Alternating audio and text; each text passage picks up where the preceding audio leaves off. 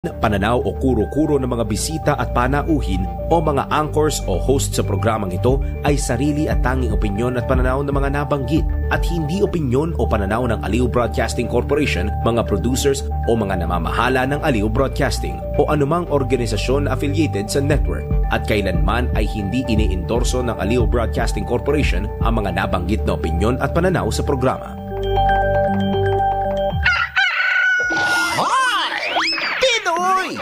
Gising na! Mga tagapasig! Pwedeng magpuyat, 403. Mga balitang gigising sa'yo sa Pinoy Gising! Headlines. Ang dapat pala sasabihin ko, baka puyat pa kayo, yun pala.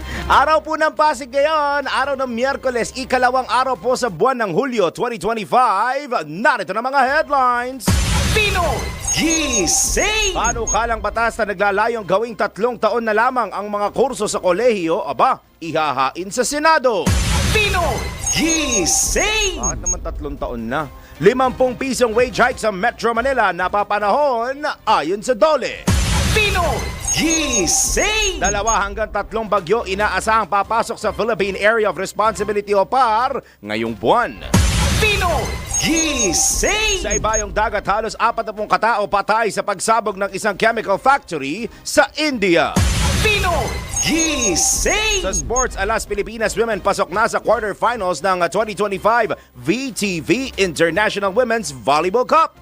Pinoy Gising! Hindi po pinirmahan ng employer ang leave ng solo parent na empleyado. Nako, bawal ito! Pinoy Gising! Totoo nga bang effective ang melatonin supplement para sa inyong maayos na pagtulog sa mga hirap makatulog? Pakinggan to mamaya sa Let's Prove It! Pinoy Gising! Camarines Sur, oy mga taga-Camsur, magkakaroon na raw kayo ng bullet train. Ito ba totoo, peke? Mamaya alamin! Pinoy Gising! At sa mga naglalaki ang ulo, Welcome back! morning! Ang Pinay Beauty Queen at Miss International na si Lara Kigaman, isa ng preschool teacher sa Canada. Pinoy Gising! At sa isa pang malaking ulo, Saan? Oh, ng mga balitang showbiz, si Vice Ganda at Mr. nito na si Ayon Perez, regular na nagpapatingin sa psychiatrist. Tayo nang isigaw ang sigaw ng sambayanan. Pinoy Gising! Bango na, tayo na! Dahil ang dami nang nangyari. Alamin ang mga balita, alamin ang mga latest. Live na live sa DWIZ News Nationwide, DWIZ News TV at Aliw Channel 23. Nakalive din sa lahat ng DWIZ Digital Channels. Sino at ano ang mga pinag-uusapan sa lahat ng mga tumpukan? Sino ang mga trending at viral? Hisingin ang mga ugat, gisingin ang mga dugo. Kasama sina Daryl Justin at Larmaine Barreto sa Pinoy Gising! Picture. Uy! Ayun na. Ano na? Ano na? Aga, oo.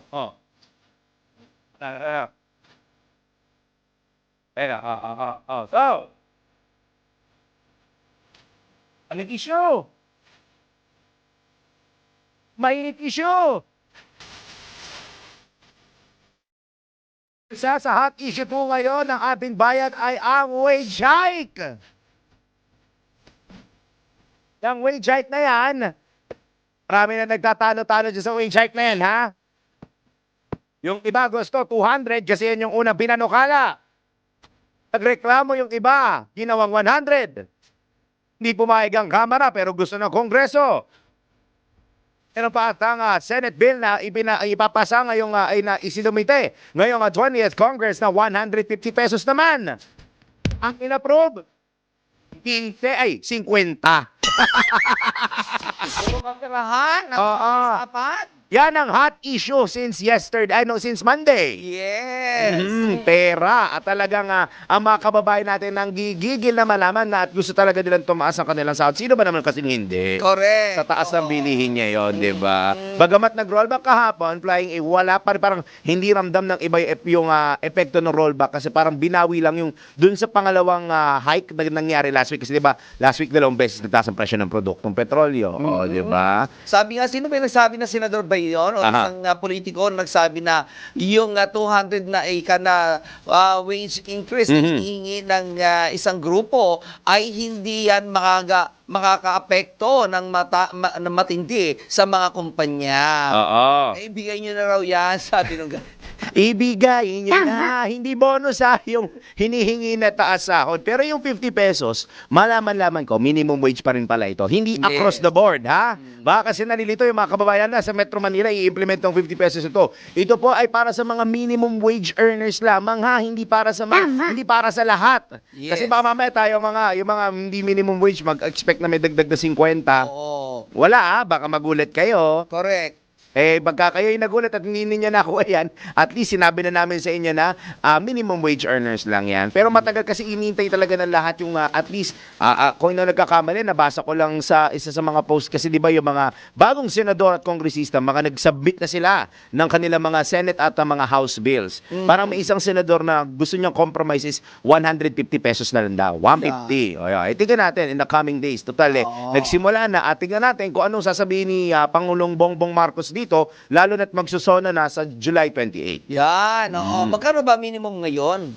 Parang nasa 600 plus eh. Parang 680? Oo, parang gano'n. Parang nasa ganon. O, kung 680, wala pa dun yung yung 50 pesos kasi July 18 pa magsisimula ito. O, 680, mahina ako sa math. 97, 710, 20, 730 pesos. Oh, 730 pesos na magiging minimum wage.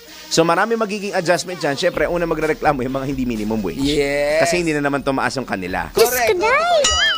Yun ang pasa-pasang reklamo dyan. Ay nako, marami mga hot issue pa rin ang ating pag-uusapan. Tas mo. Yan yung sinasayaw mo ng isang araw. Ayan o. Oga, 10 minuto na po makalipas ang 4 o'clock in this, Wednesday morning na! Correct! Ayan na! Ayan na. Panawagan. Panawagan mo. Yes, mga bakla. Ano? Right. Ayun! Nauna takbo mo ata kahapon eh. Mga bakla. Ayan na. It's Baklaran Day. Simba-simba tayo. At mas maganda magbaklaran din yun kasi first Wednesday of the month. Yes, at hindi mainit sa loob ng simbahan. Ayan. Ay pero Makulimlim ang panahon. pero mabilis na lang. Nabalita mo yung nasa camps, sa Naga ata to, yung binatilyong nagpakamatay Ay, sa loob ng simbahan nung Sunday. Ano, nabalita ko yung 5. Ayan, Ay, ayan. opo, ito na po. Dumating na po yung executive producer ng programang ito. Opo, 11 na. Sumasa inyo na! Sumagot ka na! Ayan o, diba? Ayan na po yung executive producer namin. May naniningil. May kolektor. Napalitan ko na, Ganda kasi nakalagay sa script number 5, Ayan, Ayan, Pag-asa report. Ayan, Ganda na sulat, mainit ba? Mainit? May pakiramdaman natin. Siya, pero nakakalungkot to yun. Nabanggit ko kay Flying. Yung yung binatilyong nagpakamatay. Parang nag-report ata ni Kuya Melvin yan sa inyo kahapon. It's so sad. Sarado ata yung simbahan for 2 days para mag-repent do sa suicide attempt na sinasabi nila. Siya, 4:11 na po ng morning. Sumasa inyo na! Okay muna. Ay, siya. Yan. Kasama na ba Wala, yun? dito ka, hindi pa nagbabasa. Sumasa inyo palagi. At sa ating lahat. Ang Wednesday edition ng Pinoy Gising. Dire-diretso na tayo hanggang 6 in the morning. Daryl Justin. Main Barreto. Flying A. Anton. Pinoy Gising! Larga na tayo. Larga na po tayo sa detalye ng mga balita. Pinoy Gising! Latest po muna mula sa Filipino Mirror. Panahon na daw, partner, upang gawing mas maikli ang pag-aaral sa kolehiyo. Very good to mga to. Gawin daw mas maiksi. Ito po ang inihayag ni Senator Sherwin Gatchalian matapos ihahain ng panukalang batas na naglalayong gawing 3 taon lang. 3 years lang ang mga kurso sa kolehiyo sa kalimitang kinukuha ng 4 na taon. 3 years na lang daw sila. Buti pa sila. Depende kasi yan, no? Actually, depende sa course. Kung kaya naman i-take ng less May than. course kasi na kayang i-try sim Yes! para maging 3 years. Eh, may mga schools kasi na kahit di kaya i-try sim, tinatry Kasi sim kami, nila. no, di ba tayo 4 years? Yeah. Gawa ng 2 sem lang tayo per year, di ba? Parang regular school ng mga ng high school na June to March or April, ano? Kung gagawin mo siyang tri-sem na walang pahingahan, eh, kaya naman siguro ng 3 years, ano? 3 Ganun years. din yung Oo. gastos, ano? Yun nga lang, the same gastos, pero the amount of time na Siya, naka compressed. na. Oo. Compressed na yung schedule mo. Tsaka, di ba yun naman talaga initial na Ewan ko, goal pero na? hindi ko sure kung kung kaya ng iba-iba kasi ang facing ng mga kabataan. Hindi naman pare-pareho yan na mabilis yung dire-diretso na aral. Siyempre, iba gusto pa rin ng leisure, di ba? At saka tawag dito, may issue pa nga tayong tungkol sa illiteracy. Ayun pa. Hindi pa nare-resolve Pero yun, sa di ba? college naman yan. Ito college naman to. Ayon niya kasi kay Senator Sherman Gatchalian, ang ganitong programa ay ipinatutupad na sa mga Commonwealth countries tulad ng United Kingdom, Canada, and Australia. May mga neighboring countries at mga foreign countries dito. Nakasaad sa inihaing panukala ng mambabatas na pagpasok ng isang mag-aaral sa kolehiyo ay diretso na ito sa mga major subjects ng kanyang kurso dahil ang mga general education subjects ay ibababad na sa senior high school. Ito naman talaga ata dapat yung roadmap. Paliwanag ni Senator Gatchalian, mananatili ang K-12 program dahil sa 214 countries ay ipinatutupad na ito maliban sa bansang Singapore na nagpapatupad pala ang Singapore ng junior college system. Pinoy Gising! Narinig yun yung junior college system. Parang, alam ko lang junior high. Di ba? College na pala pag junior ka. Hi! Well, sa ibang balita, hinain na ni Attorney Amagi Ginugundo, isang congressman sa House of Representatives sa Korte Suprema, ang petisyon na humihiling na ideklarang labag sa konstitusyon ang mother tongue-based multilingual education law. Nakasad sa petisyon ang RA 12027 o MTB-MLE law. Ang pag-aalis sa paggamit ng mother tongue bilang wikang panturo sa kindergarten hanggang grade 3 ay labag sa karapatan ng mga Pilipino na matuto sa gamit ang wikang kinagisnan nila. Iginit din ni Attorney Gunigundo na lalong lalala ang krisis sa edukasyon kung ipipilit na gamitin lang ang English at Filipino sa pagtuturo. Ayon pa sa abogado, ipinapakita rin sa mga mag-aaral na mas epektibong natututo ang mga bata sa Ingles o sa iba pang wika kung may matibay itong pundasyon sa kanilang mother tongue sa loob ng 6 hanggang 8 taon na pag-aaral. Pinoy Gising! Kasi kaya puro English na yung mga bata. Alam mo, feeling ko yan ako na nga nang di marunong magtagalog sa bahay namin. Hindi naman. Feeling ko nga yung Pero pamangkin ko nagtatry siya. Yung pamangkin ko, karamihan na tinuturo namin, English. Nako, Diyos ko, girlfriend ko nga, Korean tinuturo sa kanya. Kaya yung bata marunong eh, anyang! Actually, mabilis naman kasi matuto mga ganong age, no? Formative years kasi yan. So, hanggat kaya isalpak. At tandaan nila na pag formative years ng bata, ano man ipakita, ipabasa, ipasulat, at Mabilis ipanood nyo sa ma-pick up. kanila, napipick up nila yan, kahit Oo. ibang lingwahe pa po iyan. Ha? Pero hindi naman din siguro fair na mawala din ng Tagalog or Filipino Oo naman. sa mga bata. So, Yes. siguro, wag mo natanggalin. Huwag na tanggalin. I-simplify na lang, kumbaga. Oo. Kasi inaral nyo na yan ng elementary. Yes. Inaral nyo na ng junior high. Inaral nyo na ng senior high. Kung meron man sa college, siguro isa o dalawang subject would Ano po, may suffice. Spanish kami Kaya may Spanish. sa college. Ako nga, naghahanap ako ng elective nun sa UE kasi sa UE walang elective ng other languages eh. Yun yung hinahanap ko. Hindi, kami kasama sa curriculum. Ang Spanish. Oo. Pero matagal ata kasama sa UST yun eh. Oo, kasi Diba? parang requirement siya sa UST na meron kang gano'n. Hindi man siya major, pero feeling major siya kasi nandun siya sa lahat ng courses. May prerequisite yan. Oh, Kasi see? 101, 102, 103. Parang natuto ba ako? Paano ba ako nakagraduate? Buenos dias! Kompanyera. Alam mo, naalala ko lang doon. Nung napagalita kami, daldala kami ng daldalan. Chicas! Sabi Chicas. Alright! Sa sobrang gigil ng prof namin, na kami. Nag-English na siya. Nag-English. Hindi na Wow! siya nag-Spanish. Oh. Chicas! Chicas. Akala... Parang sabi, basta kayo. Dala kayo ng daldal dyan. Chikas, yan ba yung may QR code? Oo. Pwede ka mag-send ng pera doon. Ay, iba pala yun. Sorry. Sorry, iba pala yun. Pala yun. Gcash pala yun. Akala ko, Chikas pala, Chikas. Chikas ang tawag sa amin. Yung favorite ni Anton, Chikas. Ayan. Chika. Parang Chikas. Ayan. Pero hindi po yung isa. Pero wag niyo ako sa natanggalin. inyo, kuya ko sa mga ibang parents, pero that's my, POV. Sa iba siguro, I don't know, kung okay sa inyong walang Filipino subject. Pero at the end of the day, At ang kahit ano. instruction ay English. Nga naman. Pero nakadepende. At the end of the day, mas maganda pa rin pong meron. Akin lang, mas magandang meron. Kasi ang pangit naman na nasanay tayo ng mga mag-Filipino, mag-Tagalog. Tapos hindi alam ng mga chikiting, di ba? Di para tayong colonized Saka ang country. hirap magalit. Oo naman. Nagagalit ka ng Tagalog para sa kanila. Wali kayo naintindihan. Kasi... Ang masasabi mo na lang, go back to your room! Ano daw? You're grounded! Ayun lang. Puro ganun na Hindi mo na lang. ma-explain kung ba't ka galit. Ito, ikakagalit na naman ata. Hindi ko alam kung ikakagalit to o ikatutuwa ng iba. Usaping wage hike pa rin. Aw. Isinusulong factor sa Kamara ni Kamanggagawa Party List Representative Eli San Fernando ang National Minimum Wage Act. Layunin ng panukala na amyendahan ang Labor Code of the Philippines upang i-institutionalize ang isang National Minimum Wage System, good luck, upang buwagin na ang mga regional wage boards at wakasan ang diskriminasyon sa sahod.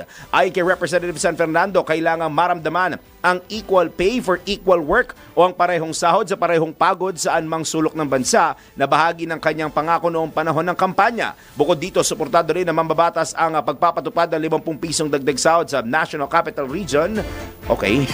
Ngunit dapat nang magkaroon ng uniform wage floor upang mabasura ang provincial rate na ipinatupad noon pang 1989. Pinoy Gising! So yan siguro ang good thing effect lang nun decongestion ng Maynila. Ayun naman ang, di ba, matagal mo na rin pinapanawagan yun na sana yung mga na trabaho o negosyo na pinagkakakitahan ng mga tao dito sa Maynila, dalhin na rin sa probinsya para hindi tayo nagsisiksikan dito, which is very good. Kung ang sahod magiging pantay-pantay, Ay, wala nang aalis sa probinsya? kung sana may trabaho, Yun lang. Doon magkakatalo-talo yun. nandito talaga yung negosyo natin. Yeah. Samantala, iginiit ni Department of Labor and Employment National Capital Region na napapanahon na ipatupad ang 50 pisong dagdag sa arawang sahod ng mga minimum wage earners sa rehiyon. Sa panayam ng DWIZ, sinabi ni DOLE NCR Director Sara Mirasol na dumaan sa masusing pagsusuri ang kanilang ipinatupad na aumento. Pakinggan natin si Director Sara Mirasol. Ang aming tiningnan at kinonsider ang gross domestic product at also po tiningnan natin yung inflation rate as well as yung pinaka-latest na unemployment rate. Ang computation po kasi namin ay base din po sa mga data na nabanggit ko at yun lang po ay mga ilan po sa mga inputs na kinonsider natin para magkaroon po ng wage increase ng 50. Kaugnay niya na pinawi rin ni Attorney Mirasol ang pangamba ng mga maliliit na negosyo dahil sa ipatutupad na taas sahod. Pakinggan muli natin si Director Sara Mirasol. First is, meron po tayong exemption. Ito po yung mga retail or service establishments employing less than 10 workers. At yung mga nasalanta po, pag may calamity, exempted naman sila. Pero hindi ito automatic. Sila po ay kailangan mag-apply for exemption sa wage board po. Meron din po tayong sinasabing meron daw po under BMBE law na pag ang establishment whose capitalization is less than 3 million ay pwede pong maging exempt sa minimum wage. So, para sa mga MSMEs na hindi pa afford, I mean, hindi kasama pa sa kanilang operational expense yung additional 50 pesos can apply for an exemption. Ayun naman pala eh. At ang mga may capital na 3M pababa ay exempted din. Kasi sila yung pinaka talaga nagre-reklamo tungkol dito dahil nga MSME sila eh. Parang 1% lang kasi ang 1% ng kumpanya sa NCR ay yun yung mga big companies. Most are MSMEs na talaga. At saka yung mga MSMEs, nagsimula lang talaga sila na feeling ko, yung iba sa kanila, hindi pa nila nakikita na talagang lalaki o usbong yung business nila to a very, very big business. Yung mga korporasyon, no? Oo, tsaka- 1% lang ata. Tsaka sa mga MSMEs, hindi lahat ata parang nagtatagal kasi nga doon parang usually kinukuha nga nila talaga mga minimum wage workers lang talaga eh. Yes. So minsan nag-iikutan nga lang yung mga tao sa mga MSMEs. Yes, correct. Ayan po, napakinggan natin ang paliwanag at tinig ni Dole NCR Director Sara Mirasol sa panayam ng DWIZ. Pinoy Gising! Siyempre, napakinggan nyo ang aming komentaryo. Sa oras po na alas 4:23 na morning, bago tayo dumako sa showbiz, ito na inaabangan ng iba, yung lagay ng panahon for today. Ito yung script number 5 ni Bebe Girl. Ito Uy, na yan, ako ha? nagdala niyan, eh. Ay, ikaw pala. Ito yung script number 5 na dala po ng executive Oo. producer namin. Thank you, Ako thank you. yan. Ha? Thank you. So, alam mo na kung... Updated yan. So, alam mo na kung ano yung lagay ng panahon. Sige lang. Patuloy pong binabantayan ng pag-asa ang LPA o Low Pressure Area sa loob po ng Philippine Area of Responsibility. Batay po sa 4 a.m. Bulletin ng Weather Bureau, huling namataan ang nasabing sama na panahon sa layong 235 kilometro, 235 kilometers sa silangang bahagi, eastern section po ng Ethiaga, Isabela. Mataas na po, mataas nila ang tsansa na maging isang tropical depression o bagyo ang nasabing LPA sa loob ng 24 na oras. Ayon din naman sa pag-asa dahil sa lapit ng LPA sa kalupaan, posible po na magtaas na sila ng signal number 1 sa silangang bahagi ng northern at Central Luzon sa oras na mag-iisang tropical depression po ito. Samantala, ayun i-full screen mo nga yan, pare Koy, na may LPA sa loob, may bagyo po sa labas ng PAR. Isang tropical depression naman ang binabantayan ng pag-asa sa labas ng Philippine Area of Responsibility sa layong 2,675 kilometro dyan po sa hilagang silangang bahagi ng extreme northern Luzon. May lakas na po ito na hangin na aabot sa 55 kilometro kada oras sa 55 kilometers per hour at pagbugsong aabot naman ng 70 kilometro o 70 kilometers per hour. Kaya manatili pong nakantabay. Ang direksyon na tinatahak na ito ay northwestward. Yan ay hilagang kanluran sa bilis po ng 15 kilometers per hour. Inaasahan na yun yung patuloy na direksyon tatahakin nito at may posibilidad, hindi pa mataas, pero may posibilidad na ito ay bahagyang dumaan sa Philippine Area of Responsibility. So abangan natin yung isa, yung LPA na nasa may eastern section ng ating bansa kung ito ay magiging si Bagyong Bising na. Kaya manatiling nakaantabay at nakatutok sa DWIZ para sa karagdagang updates kaugnay sa lagay ng panahon. Pinoy Gising! Dugtungan ko na rin yung balitang panahon mo, no? Dalawa daw hanggang 3 bagyo. Yes. Which is ito na nga, mukhang matutupad na itong 3. Ang posibleng mabuo at pumasok sa Philippine Area of Responsibility ngayong buwan. Ito'y ayon sa pag-asa ay may tsansang maglandfall sa Visayas at Central Luzon o dumaan malapit sa Batanes. Sinabi ng Weather State Bureau na ang mga bagyo ay posibleng magpalit o mag-change route, magpalit ng landas, ngunit palalakasin nito ang habagat. Sakaling pumasok ang 3 bagyo, ay papangalanan ng mga itong Bising, Krising, at Dante. Pinoy Gising! Very rainy season feels na po talaga. Ang binabanggit na namin mga pangalan ng bagyo. Oo nga eh. Susunod yan yung wala ng pasok. Ayan, may ilan na nag-suspend na nga, di ba? Yung sa Navotas, dahil lang sa mga pag-ulan, wala pang bagyo eh. Oo, Di ba? nasira yung river Nasira wall. yung river wall nila. Kaya, alaw silang pasok. Correct. Para silang taga-Pasig today. Oo, di ba? Hi, happy Pasig Day. Happy Pasig Day po. Yan ang kulay ng Pasig, yung kulay ni Pakner. Talaga ba? Blue and green. Hindi, yung the palette colors nung mga nakikita mo ngayon. Pero alam ko sa flag ng Pasig, kulay green niya yan eh. Talaga ba? Oo. Yan yung, yan sa aking pagkakaalam. Walang coding sa Pasig. Yun ang hindi ko sure. Alam mo nga, Alam mo yan, tanong ko kanina. Oo. Holiday sa Pasig. So, pwede ako mag-ikot-ikot sa Pasig. Bakit 5-6? Hindi man 5-6 ang plaka mo, di ba? Wednesday ako. Wednesday ka? Oo. Kung siguro alam ko sa Pasig ko kasi special non-working holiday. Di ba? Oo. So, walang huli. Confirm nga natin yun sa newsroom sa Pasig PIO. Baka Diba? masagot nila tayo eh. Oo. Di ba pagka-holiday, Delete ibig sabihin walang holiday. Tsaka sa loob wala ng walang coding. Ito rin na yung nakalagay, partner, bilang isang saligang batas ha. Oo. Ang hindi ko alam, yun ang number 1 kung may coding o wala. Within Number 2, Pasig. Oo. yung pay sa mga papasok ngayong araw na to. Gaya natin. 30%. Kasi ang alam ko, 30%. Pero yung iba kasi nagtatanong, wala daw nakalagay doon sa Republic Act. It's an Pero RA. automatic naman eh. Automatic yun na pag Meron diniklara ang na. lugar. Nasa official gazette na nga yan eh. Nakalagay din ba doon mismo sa RA na yung sa pay is 30%? No, it's not. Kasi it's Pero alam ko it's matic kasi eh. Automatic yun na kapag, yung may, tingnan nyo yung sa DOLE, may special rates yan, no? Regular holiday, special non-working, special working. Yan, nandyan Yun yan. Yung computation niya nandyan din. Okay. O siya, habang hinihintay pa natin si Flying A, isa pa pang balita, pinasinungalingan ng Department of Education o DepEd ang kumakalat na peking balita sa social media na nagsasabing magkakaroon ng klase tuwing Sabado ang mga estudyante sa elementarya at high school. Ayon po sa DepEd, tanging sa kanilang official Facebook page na DepEd Philippines, nagmumula ang mga opisyal na anunsyo at impormasyon kaugnay po sa basic education. Dahil dito, pinaalalahanan ng ahensya ang publiko na suriing mabuti ang mga balitang nababasa at sinishare sa social media. Pinoy Gising! Okay, may isa na naman tayong kababayan na natulungan ko sa kanyang trabaho. Thank you!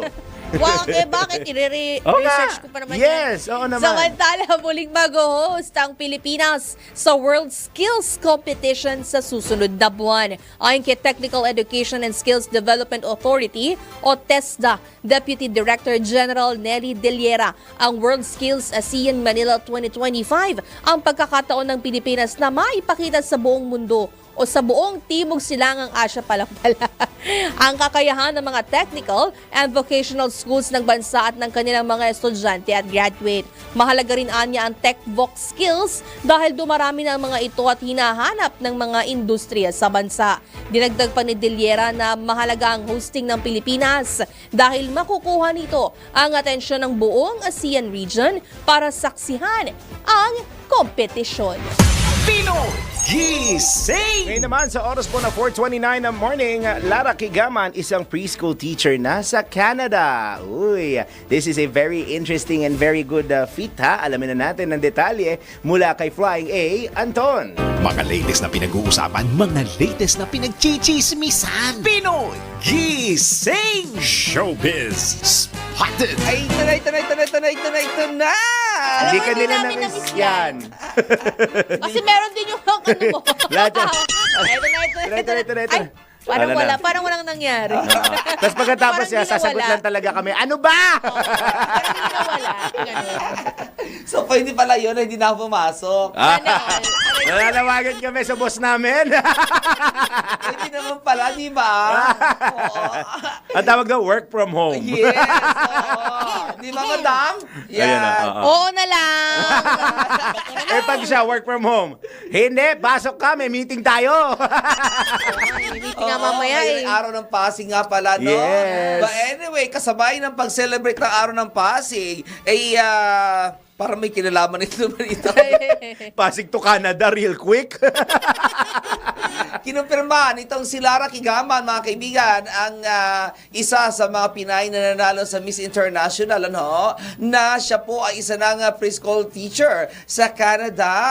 Wow, ang galing Preschool. naman, no? So, asawa niya ni Marco Alcaraz. Yes, Ito oo. yung dating co-host ni Willie. Si Yes, Lara. tama, oo. Okay. Ang gwapo niyan ni Marco Alcaraz, Yes. diba? Mga Christian sila, no? Tapos parang Yes. late sila nagkaroon ng blessing. Oo. Tama, di ba? Yes, oo. Tatlong kailan anak, puro O, lalaki. tatlo na, no? Oo. Di ba? Di mo talaga masasabi. Tama, oo. Pero ano yata naging Christian sila nung nagsama na silang dalawa. Oo. Hindi ko alam, parang ang Christian yata si Lara. Oh, okay. Ang ano ng babaeng ito, napaka ano, alam mo, pag nagsalita, very Very demure. Oo. And very, alam mo yung aura Very mabait na respectable. mabait. Yes, Humble. oo, yes, oo. Sa salita pa lamang, pag nagsalita pa lamang, alam mo na, na mabait na talaga.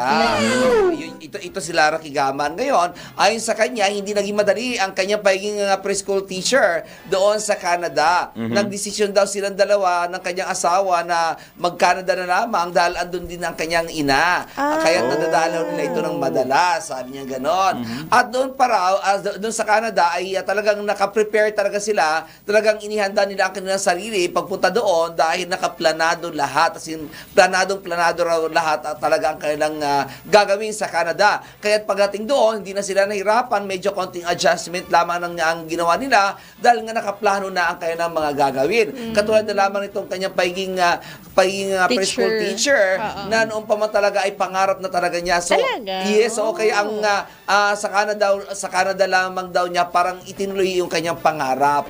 Sabi niya ganoon, napakasarap sabi niya doon sa Canada manirahan kung ikaw ay masipag.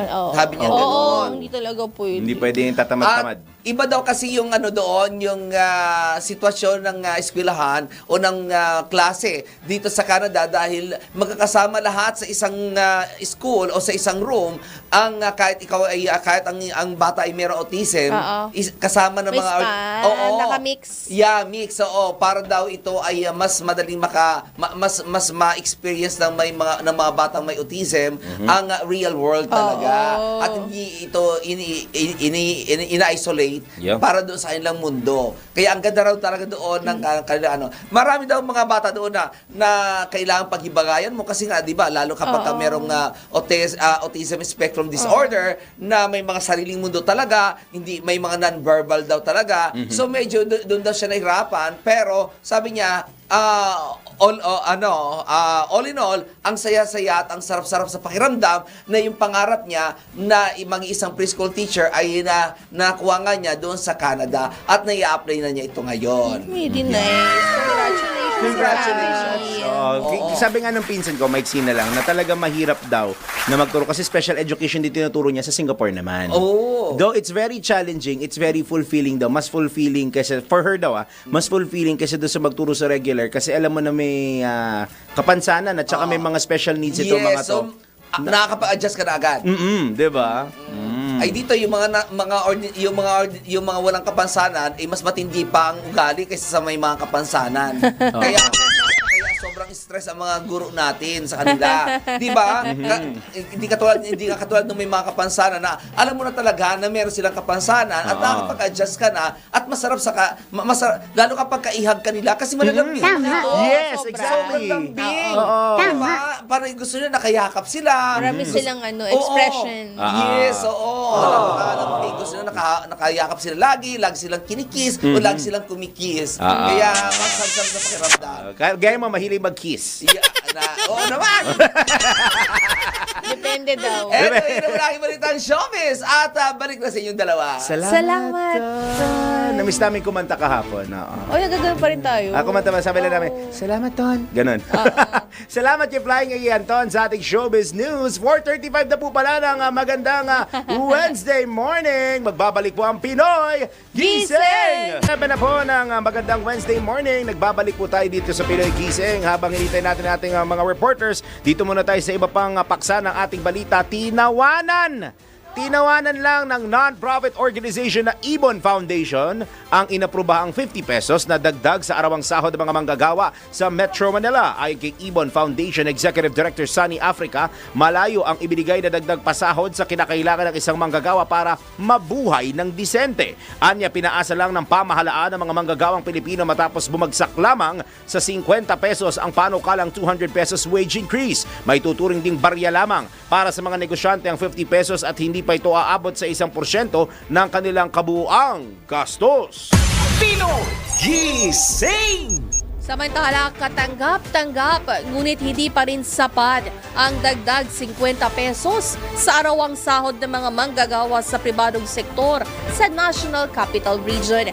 Dahil dito ay giniit ni Federation of Free Workers President Attorney Sunny Matula sa panayam ng DWIZ ang pangangailangang isulong ang 200 pesos nationwide wage increase. Pakinggan natin ang kanyang pahayag. Itong 50 pesos ay only 7.75% ng 645 daily wage sa NCR. At ito po ay malayo dun sa 200 pesos na mayroon ng almost consensus ito from yung 100 to 200 pesos ay may consensus na dyan ang Senado at ang House, kaya pinoporso po natin yan. Umaasa rin si Attorney Matula na muling mabubuhay ngayong 20th Congress ang panukalang batas kasabay ng panawagan kay Pangulong Ferdinand Marcos Jr. na isama sa kanyang SONA ang naturang issue. Muli nating pakinggan si Attorney Sunny Matula. Tinututukan natin ang pag-refile nito sa House at pagkakaalam ko, final na ito ng TUCP, ng Kamanggagawa at ng Akbayan. At yung ating Makabayan Block ay 1,200 ata yung kanilang proposal. Kaya nasimulan na natin ito. Napakinggan po natin ang tinig ni Federation of Free Workers President Attorney Sunny Matula. Pinoy Gising! Sa oras na 18:00 minuto na lamang po bago mag 5 a.m. Tanggap muna tayo ng mga report. DWIZ Patrol Report. Bagong airport terminal ng Daniel Romualdez sa Tacloban sa 2028 pa daw po matatapos. Detalye mula kay Patrol 45, Raul Esperas. Nilinaw ni late Governor Carlos Jericho Petilla na hindi tama ang nakakarating sa Maynila na magbubukas na ang bagong terminal ng Daniel Romualdez Airport sa Tacloban. Ito ang kinumpirma ni Governor Petilla matapos na makapanayam ng mamahayag sa mismong provincial capital ng Leyte. Sinabi ni Governor Petilla na sa kanyang tansya at matapos ang ilang pang problema na kanilang nararanas, ang tansya niya ay aabutin pa sa 2028 bago matapos ang bagong terminal.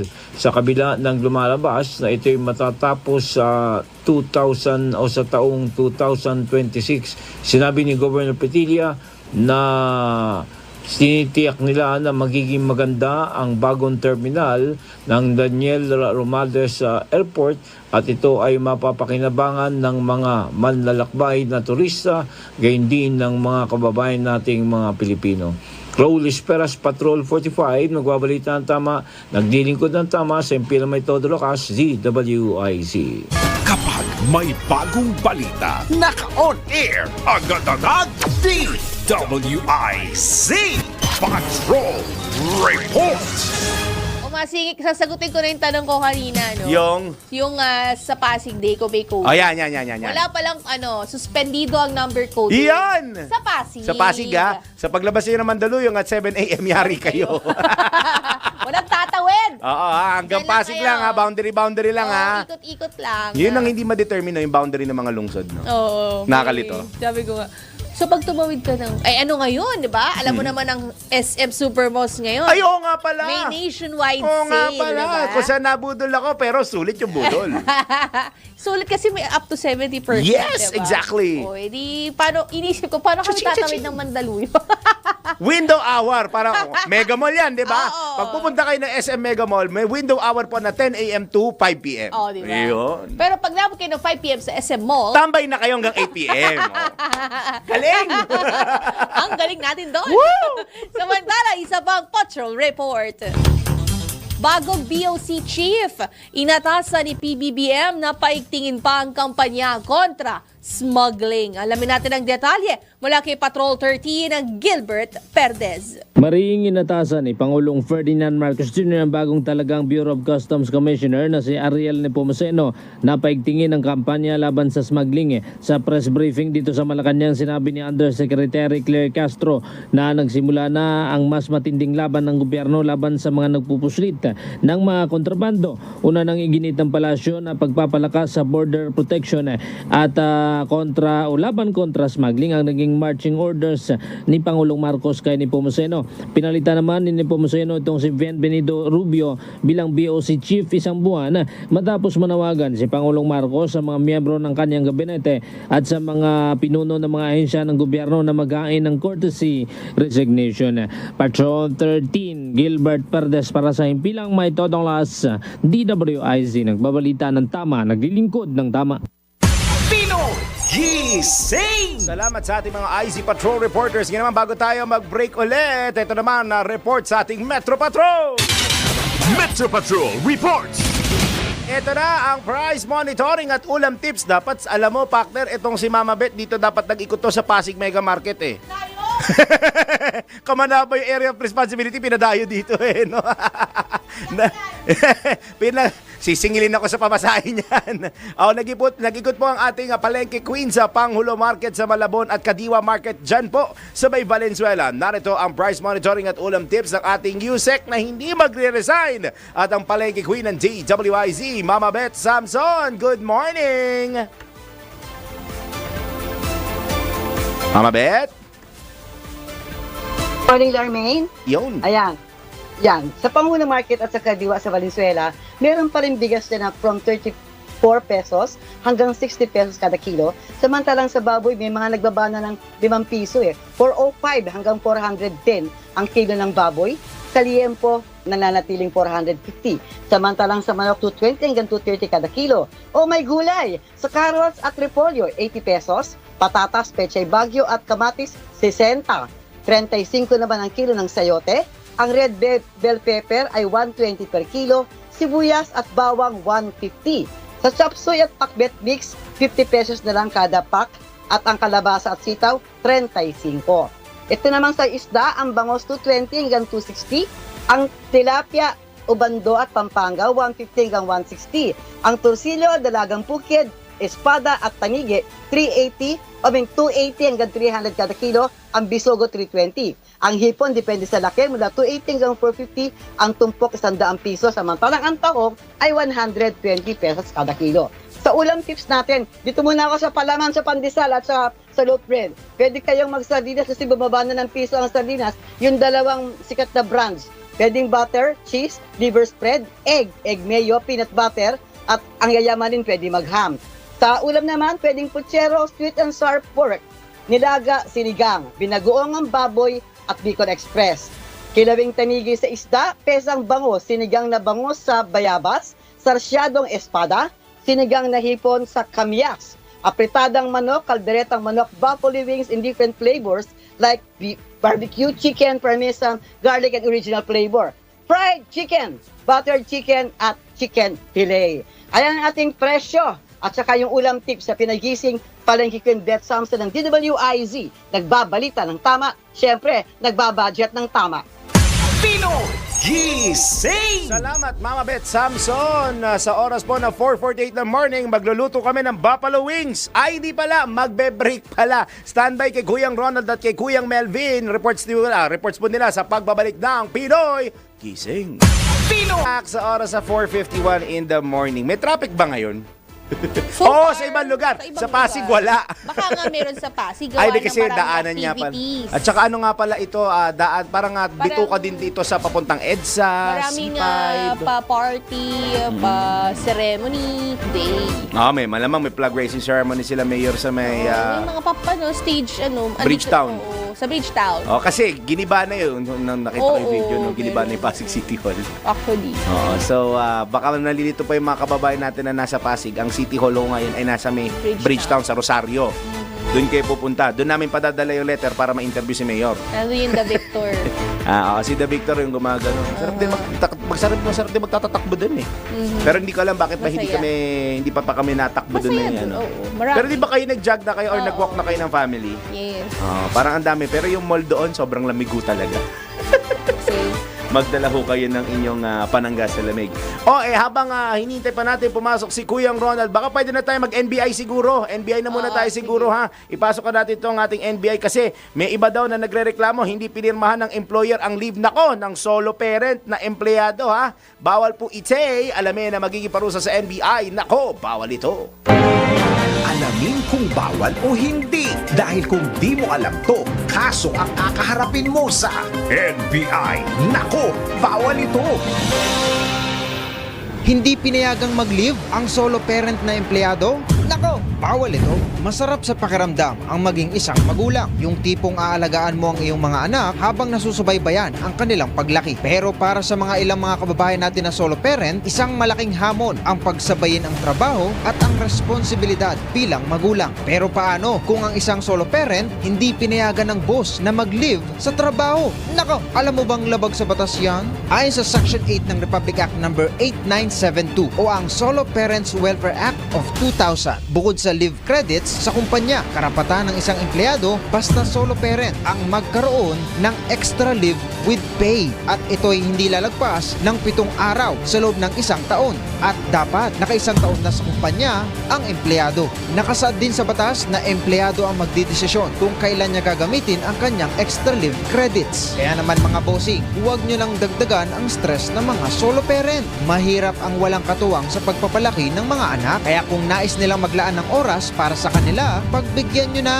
Dahil sa huli, pamilya pa rin ang mahalaga. Huwag kang pusong bato para di ka masabihan ng, nako, bawal ito. Gising! Wala ko may ganun. Wala palang ganun yung video. Wala yung mukha ni Gab Wala na na gumagano. No. Okay, anyway. Nag-resign. Ay, Hindi nag-resign. Mamaya pa siya, mamaya pa. 7 a.m. pero ang out niya laging 5 p.m. On the dot.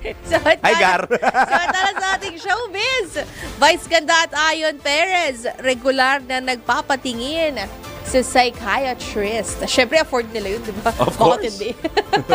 Alam mo natin ang detalye kung bakit. Kay Anton. Mga latest na pinag-uusapan, mga latest na pinagchichismisan. Pinoy Gising! Showbiz Spotted!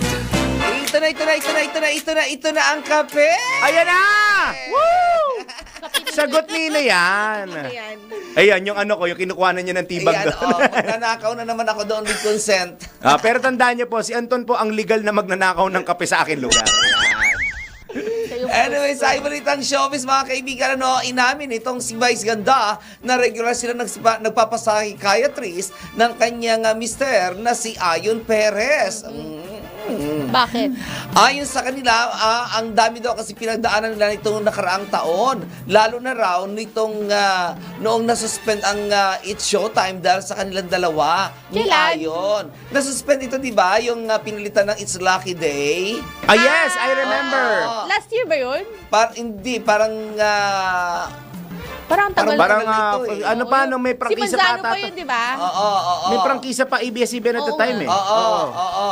Ito ay nangyari noong nagsubuan sila ng icing ng cake. Yes, very viral. Oo. Ayon kay Vice, hanggang ngayon sabi niya ay hindi pa rin niya maintindihan Nakamove on, no? at hindi niya malubos maisip kung ano ang kasalanan nilang dalawa ni Ayon at ito ay dahil lamang daw ba sa pagsusubuan nila ng icing ng cake.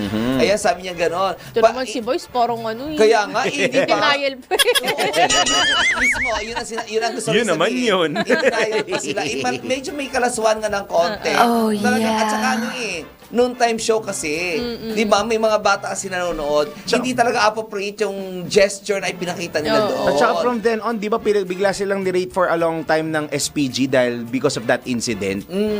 Alam ko parang nirate ata sila ng SPG for a time dahil doon. Ano siya, di ba? Lalo siya, stand-up. Correct. Yes. Oo. So, minsan mahihirapan ka rin i-filter sa nung Oo. time show yung mga... Correct. Ay, lalo na kung Sa nasa gabi. momentum ka. Kasi iba yung biruan pag nasa comedy bar. Yes. Yes. Lalo kapag nasanay ka sa comedy bar, Yun. papunta ka ng ng noon time TV. show, mahirap Ang dami mong ang dami mong bawal na... Correct, ang dami talaga. susundin. Pero ay dito kay Vice, ikinagulat nga talaga niya ng husto ang naturang desisyon na para daw sila itinuring ng mga kriminal. Sabi niya Ang gano'n. lalim naman. Hindi naman. Hindi naman. Nagkamali lang. Oo, Yun pero lang. tama nga doon si itong si Madam, hindi nayal. Hindi Hindi na. na yan. Oo. Kasi syempre, kaya ginawa mo yun, may ibig ka sabihin. Correct, oo. Yan, dapat talaga ginagawa yan Tsaka sa mga knowing, private party. tsaka knowing Vice. Yes. Di ba? Oo. Bagay, ewan ko sa interpretasyon niya, baka iba. Iba rin sa interpretasyon ko. Depende sa tao. Yeah, oo. Iba sa interpretasyon niya kasi nga nakasanayan niya yung gano'n, di ba? syempre may mga kasi may mga concerned parents talaga. At saka ang dami nagreklamo eh. Kung siguro isa dalawa lamang, siguro okay lang. Tama. Pwede pang ilusot. Kaya lang ang dami nagreklamo na force na itong MTRCB na suspindihin. Kasi nga ang dami din sila ng reklamo. Sabi ganon. Si Anton din dati. Ay, Nareklamo Dinig din. sana reklamo. Ay, Reklamo nga rin ako dati. Nalala ko. Nasuspend din ako. Isipin mo ang doon word sa lang kabila. ngayon ay Tagalog word. Yes. Which is acceptable, pero hindi, I mean, noon kasi For parang other yung people, word. Pagka si Tagalog yung body parts, bastos. tama. Diba? Nakwento mo nga yan, nakwento mo na nga. Ayun. At yun, tinanggap ko at natuwa pa ako kasi nakapagpahinga ako. Ganun Alam mo eh. tawag doon? Well-deserved break. Pag gusto mo magpahinga, magmura ka dyan. Ayan. Ay! Kailangan ko pere. Yung ano dito sa broadcast industry, kapag ka nasuspend ka, natuwa ka pa. Masaya ka. Oo, masaya ka kasi kahit without pay, kasi makakapagpahinga ka. Pero Ayan. Oo nga. Tanggapin na lang siguro. Accept. Pag ina-accept niya na yan, hindi na siya, makaka-move on na siya doon sa trauma na yun. Totoo yun. Kasi hanggat hindi mo na-accept ang katotohanan, hindi ka talaga makaka-move on. Parang ano lang yan parang pang-ibig lamang yan, di ba? Na kapag ina-accept mo na nawala na kayo, doon mo na unti-unti ka na makakapag-move on. Kasi the mere fact na sinasabi mo lagi sa sarili mo na na-miss mo pa rin siya, gano'n, nako, ay hindi ka makaka-move on sa bagay na ganyan. Kasi binibigyan mo pa ng spasyo sa iyong utak. Oo. Dito pala yun. Kayo ba yung mga psychiatrist ni Vice at ni Ayon? Pero natuwa naman ito si Vice kasi nga sinabi ng psychiatrist na tumitindi kay Ayon na kung gaano siya kamahal ni Ayon kasi nung pinagsulat niya raw si Ayon ng prayers, puro daw kay Vice, para kay Vice ganda ang prayer nitong si Ayon. Parang mabait itong si Ayon. Mabait. Nakakatuwa rin, nag-vlog siya minsan eh. Tao nakakatawa.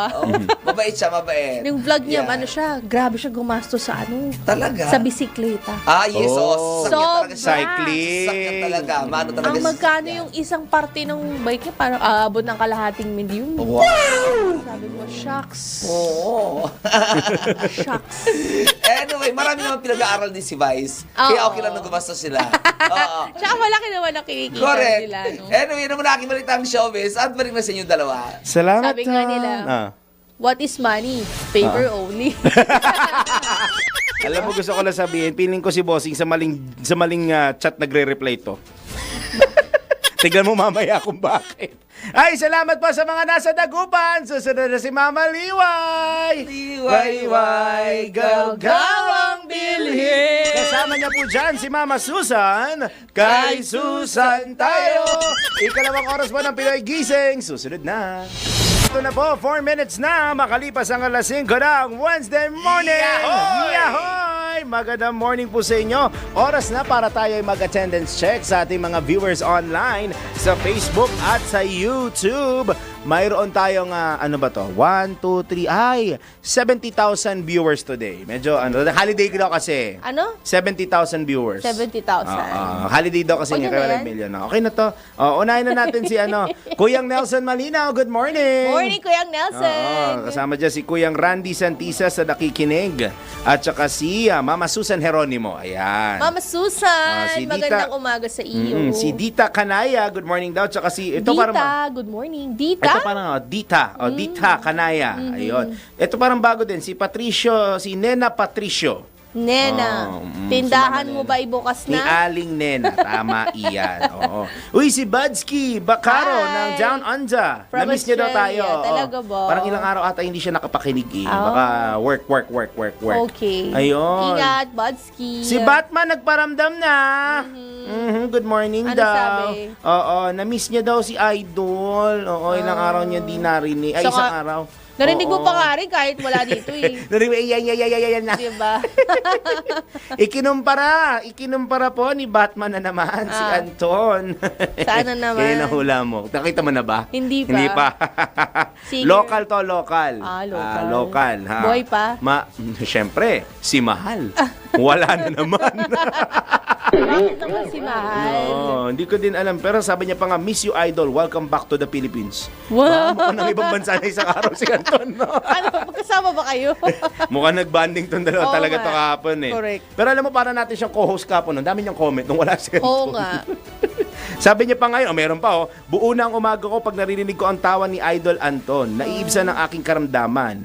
Sabi niya, actually, isa akong stroke survivor. Na-stroke daw siya noong 2023. Sino yan? Si Batman. Ah, Na-stroke daw siya. puntahan ka ni Anton. Mamasahihin ka niya. I-heal niya ang iyong stroke. At yung isa pang favorite ni Anton, Ay, sorry. Ay, Oo, oo. may nagtimpla kasi ako ng kape eh. Oo nga eh. Sana oo. all. Na-miss ka ni Batman. Natutuwa pala siya kasi stroke survivor daw siya. Si Batman. Si Batman, oo. Akala ko na exorcism. Kasi kung ano, Na-miss mga ka tumatawag niya. na parang tumatawag ng patay eh, no? Alam mo, Kaya nga, di ba? akala namin yan, nagbanding kayo Ay, kahapon dalawa sino ba eh. daw kamukha ko ngayon? Ayun, nako.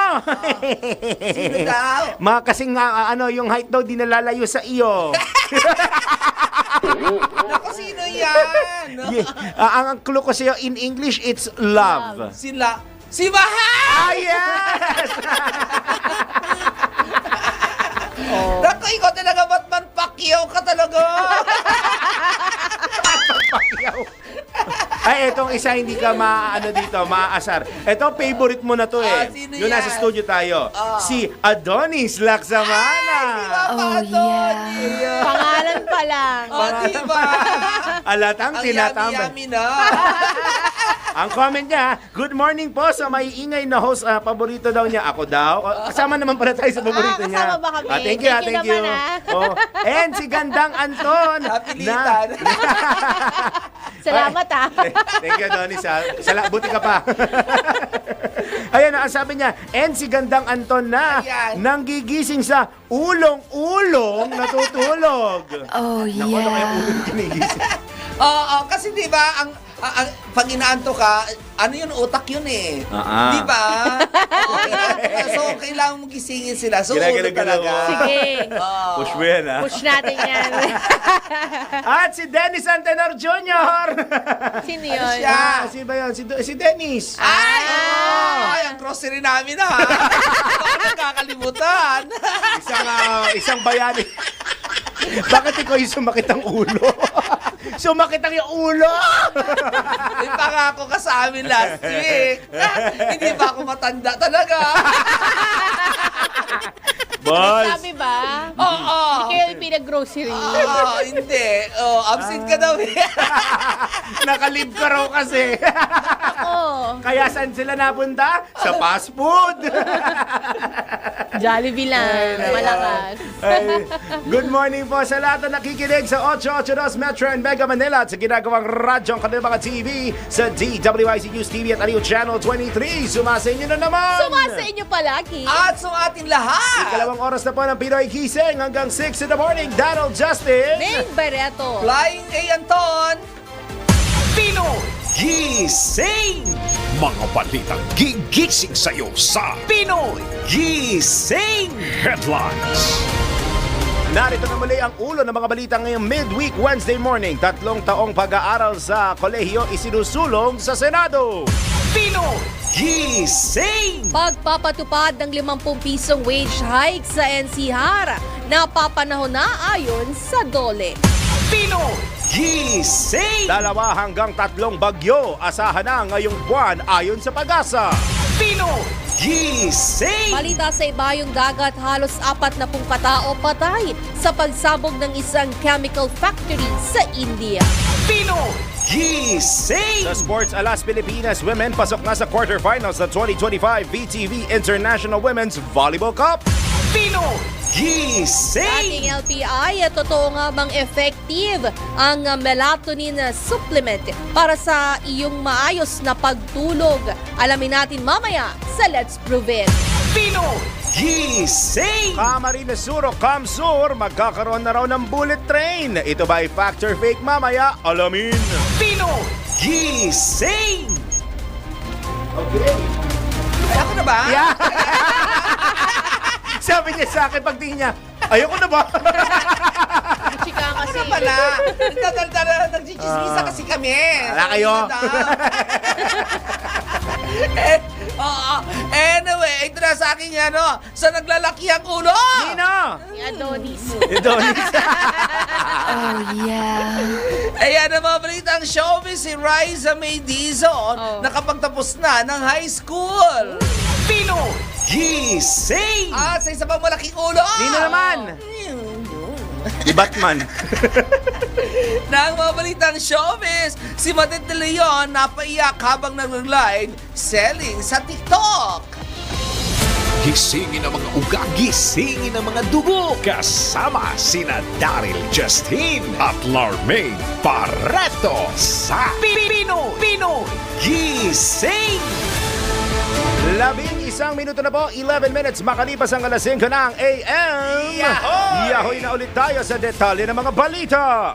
Pinoy Gising! Tutol si Employers Confederation of the Philippines o ECO President Sergio Ortiz Luis sa inaprobahang 50 pisong dagdag sa arawang sahod ng mga manggagawa sa Metro Manila. Aminado si Ortiz Luis na may mga employers na umaangal sa dagdag pasahod lalo't may malaking epekto ito sa kanilang mga negosyo, partikular sa mga micro, small and medium enterprises o yung mas kilala bilang MSMEs. Kinontra naman ng ECOP ang pahayag ng mga labor groups na makabubuti ang aumento sa lahat ng mga empleyado.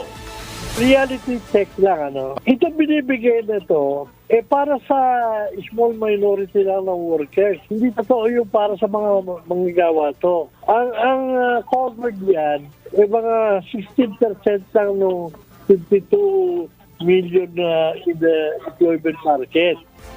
Ibinabala rin po ni Ortiz Luis ang posibilidad na magkaroon ng negatibong epekto sa mga foreign investors ang inaprobahang wage hike. Ang dami na nga natin problema. Kulilat na nga tayo pag mga investor. Dadagdagan mo pa, tatakutin mo yung mga investors sa ganyan.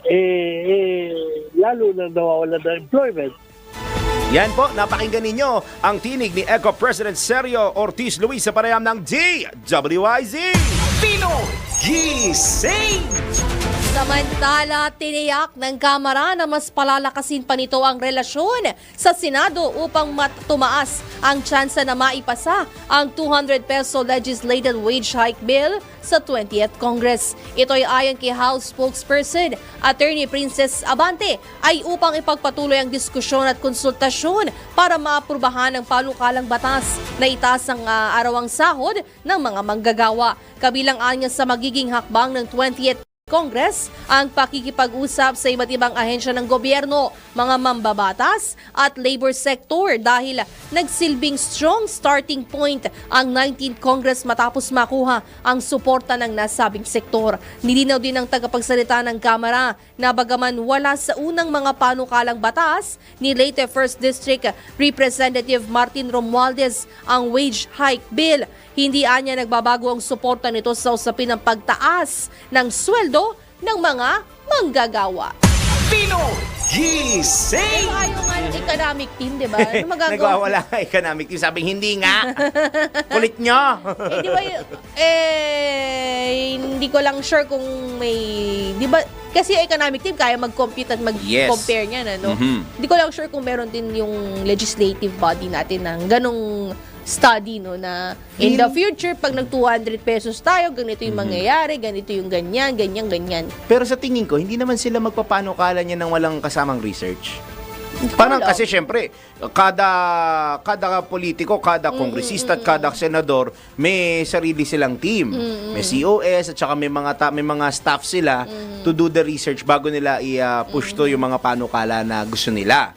Feeling ko naman nag-research at kumuha ng may mga statistician pa yun, mga kinuha. Pero maraming maraming yung tawag dito, economic team lang na 5 na miyembro economic team, medyo mabigat na yun pag sinabi niya lang hindi kaya yung 200. Ayun. Diba? Kaya nga ang compromise naging 50 pesos muna. Pero hindi natin alam. Siguro medyo para i-cambio lang natin ng konti. 50 pesos kahit I think lang naman is not bad, at least meron. For me lang at least meron kaysa wala. Yeah. Na matagal nyo nang hinihingi na magkaroon. 'Di ba? Pagtiyagaan muna natin. Kasi pagka nagsimula naman na talaga ang regular session nila Gusto naman nila di i-push. Natin na lang natin. Tsaka magbabali-taktakan yan by July 28, which is the first regular session. The start of the first regular. After that, dire-diretso na yung hayaan natin sila magbalitaktakan. Pero maganda rin na nag-iingay kayo para alam nila yung saloobin ninyo. Oo, tama. Kasi pag hindi kayo nag-iingay, wala naman pala silang pakialam dito. Next bill. Okay. Okay, clear?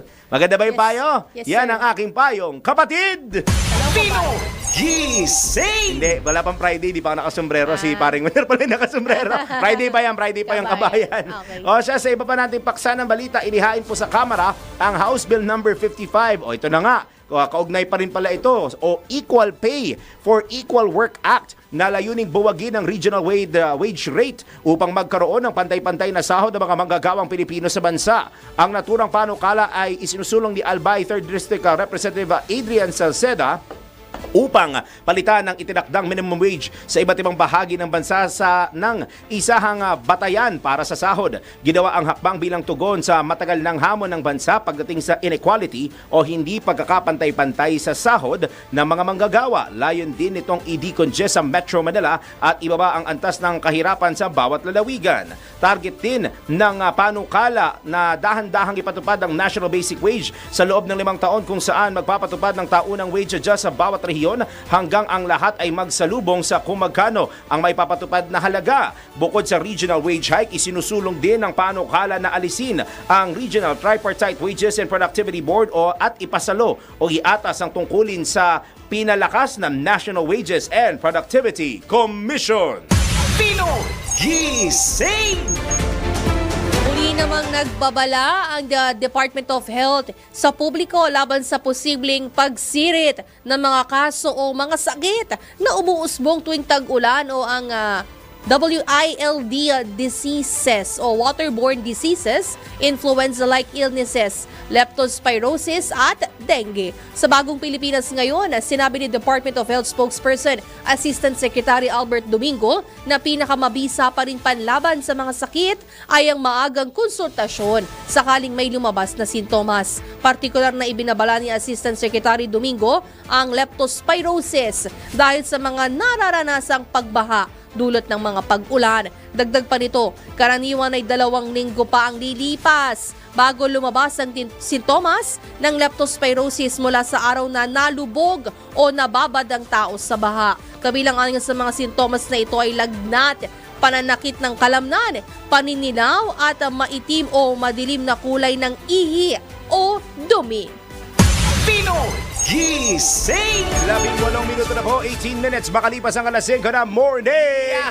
Sinimulan na po ng Department of Social Welfare and Development ang pagpapadala ng mga ready-to-eat food pack sa tinatayang 25 major at critical ports sa buong bansa na pinangangasiwaan ng Philippine Ports Authority o PPA. Ayon kay DSWD spokesperson at Assistant Secretary Irene Dumlao, makatutulong ang mga ito para sa mga maiipit na pasahero sa mga pantalan sa oras ng kalamidad. Sinabi ni Asik Dumlao na ang mga ready-to-eat food packs ay finormulate ng Food and Nutrition Research Institute ng Department of Science and Technology upang matiyak na masustansya at masarap ang mga ito. Ilan sa mga ready-to-eat food packs na ipinadala ng DSWD sa mga pantalan ay champurado. Uy, ang sarap ng champurado ha. Arroz caldo, cans of tuna paella. Wow, sosyal. Chicken ba ha? Sa papadala sa mga pantalan sa buong bansa. May chicken paella. Wow! Sosyal, meron ding chicken pastel. Chicken giniling. Puro mga Pinayo ata ni Mama Bet to ha. Biscuit at complimentary food para sa mga bata at lactating mothers. Gising! Pinangunahan naman ni Pangulong Ferdinand Marcos Jr. ang opisyal ng pagsisimula ng pagpapatupad ng Republic Act 12214 o ang Capital Markets Efficiency Promotions Act. Ang CMEPA ay komprehensibong reforma sa sistemang buwis na naglalayong gawing mas abot kaya ang pamumuhunan sa bansa at mas maging epektibo ang capital markets dito sa mas maraming Pilipino. Ayon sa Pangulo, noong wala pang batas, 6 na beses na mas mataas ang binabayarang tax sa pag-iinvest sa stocks dito sa Pilipinas kumpara sa mga kalapit na bansa at pinakamataas naman ito sa buong Asya. Sa pag-iral ng CMEPA, maibababa na sa 0.1% ang buwis sa pamumuhunan sa stocks na anyay makakahikayat sa mga Pilipino na mamuhunan sa capital market ng bansa. Isa rin sa mga pangunahing nilalaman ng batas ay ang pagbaba ng documentary stamp tax sa orihinal na pagpapalabas ng shares of stock mula 1% patungo sa 0.75%. Pinoy Gising! Yun na nga, sa oras po na 20 kalahating minuto na makalipas ang alas 5 ng AM. Hoy, yahoy muna tayo paring winner sa mga report. Unang araw na muling pagbabalik ni Yorme Isko Moreno sa Manila City Hall naging produktibo. Report mula ka Patrol 5, Aya Yupanco. Naging produktibo ang unang araw ng muling pagbabalik ni Mayor Isko Moreno sa Manila City Hall. Ito ay makaraang lagdaan nito ang nasa 20 executive orders ng lungsod na nakasentro sa public sanitation, government transparency, business permits, illegal street vending, at public safety.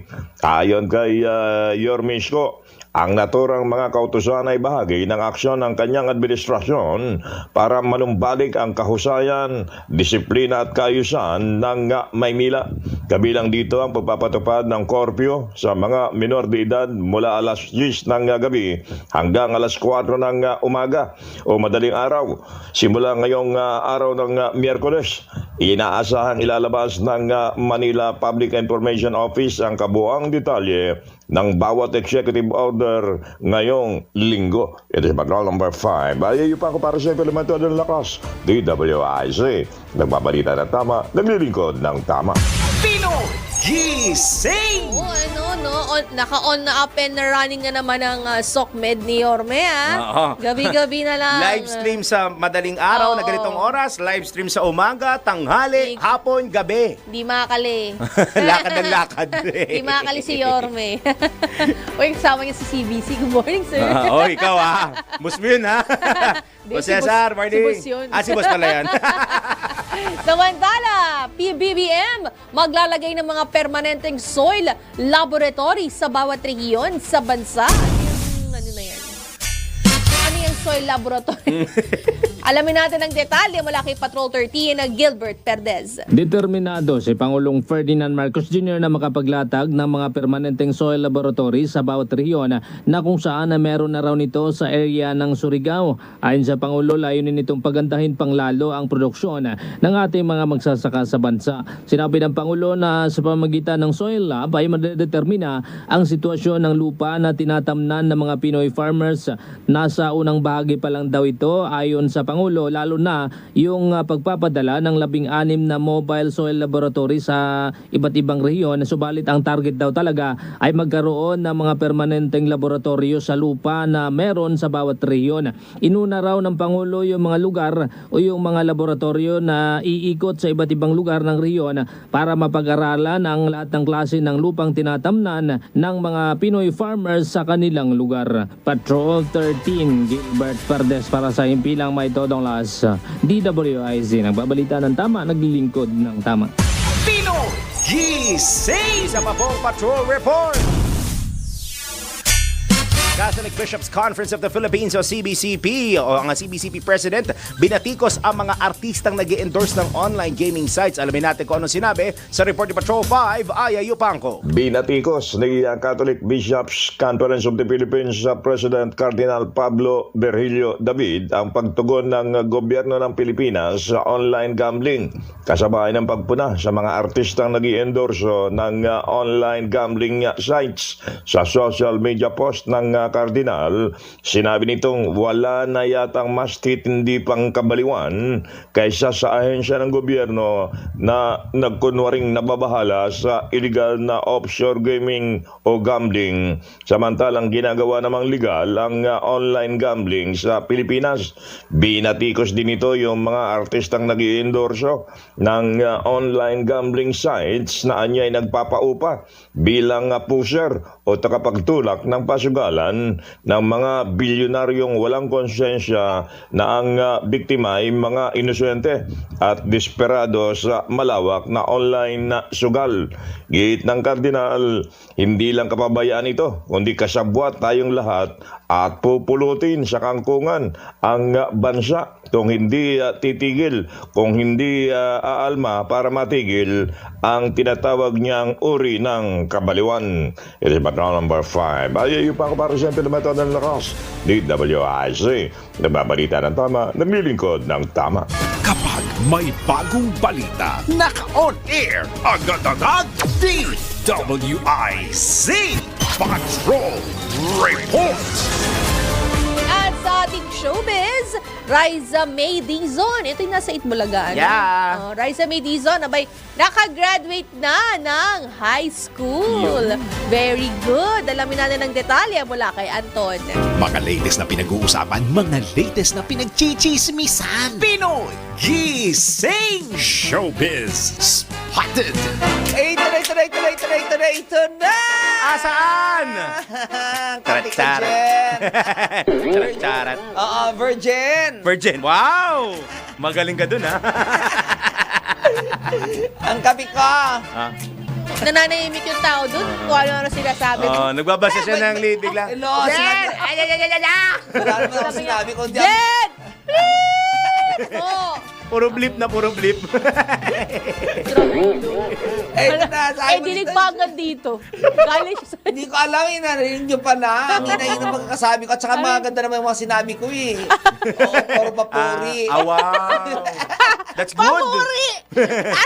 Asarap mo mamuri. I love it.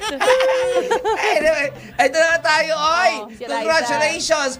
Ang sarap lang, ako gusto ko ibinabalita ang mga artista na nakaka-graduate. Oo, tapos sabay yung work, no? Yeah, kasi nga 'di ba in spite of their busy schedules, nagagawa pa nila mag-aral. Correct. Samantalang yung iba, mga tinatamad mag-aral kahit na wala namang iba kundi gawin wala silang ibang gagawin kundi mag-aral lang, tinatamad pa. Tinitake for granted ang education. Correct. Oo, ang gusto mag-modular na mag-modular. Iba Ayan. na sa modular kasi di ba? Online na lang daw. Oo, iba yung gumagawa niyan eh. Ay, Dapat nga hindi na nauso talaga yung modular na yun sa totoo lang. Nauso lang naman yan ng pandemic. Wala ng pandemic, oh. Dapat hindi na ibalik na wala ng modular dapat. Ewan ko bakit nagkakaroon ng ganyan, no? Ayan. Boomer to. Yun yung showbiz niya. Iba pala showbiz. Si Riza. Si Riza. Si Riza, Cha-cha-cha. congratulations dito kay Riza May Dizon.